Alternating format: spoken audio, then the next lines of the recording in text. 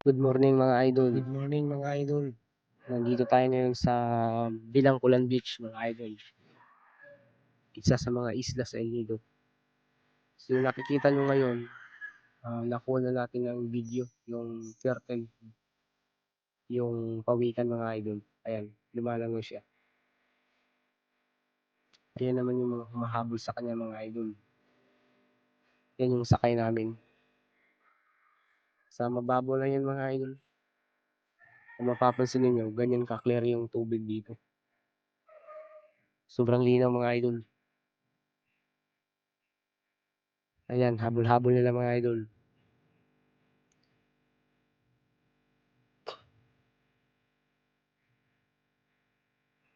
So yung drone natin nasa 20 meters yung high niya ng taas. Ayan siya. Medyo hindi pa maamoy yung turtle na ito. Parang pag lapitan mo siya, nahihiya pa siya o natatakot umalis. Kasi yung mga turtle na sayang sa tao, walang pakialam yan pag may tao. Kahit lapitan mo siya ng gusto, baliwala yan sa kanya mga idol. Pero ito yung turtle na ito, maila pa mga idol.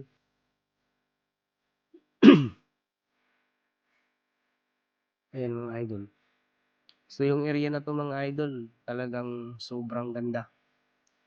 Wala kang masasabi dito.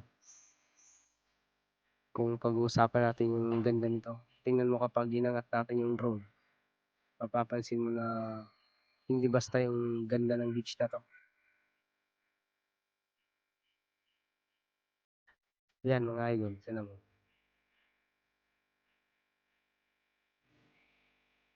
Yun na siya.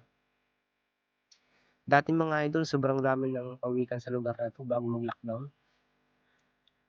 Ang problema, yung lockdown na pinasok na ng mga local people, ginagawa ng pangulam yung pawikan mga idol. Kaya yun, naubos. Ayan, kunti na lang. Mag-isa na lang siya. Maraming isda dito noon sa loob. May stingray, tapos merong shark. Ngayon wala na kasi nakakayahan ng lambat ng mga tao eh. Yung mababaw na parte yan, nilalambat yan mga idol. Kaya naubos. Yan, hanggang dito na lang mga idol. Enjoy watching.